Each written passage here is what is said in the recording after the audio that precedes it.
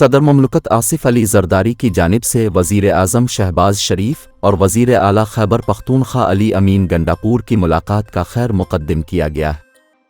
अपने बयान में सदर आसिफ अली जरदारी ने कहा है कि वज़ीर आज़म और वज़ीर आला खैबर पख्तूनख्वा के दरमियान मुलाकात अहसन शुरुआत है।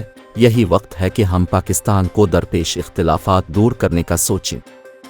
सदर जरदारी का कहना था कि वो हमेशा पाकिस्तान को अव्वलीन तरजीह देने के हामी रहे हैं। वक्त आ गया है हम लोगों को उम्मीद दिलाएं कि जमहूरी अमल काम कर सकता है।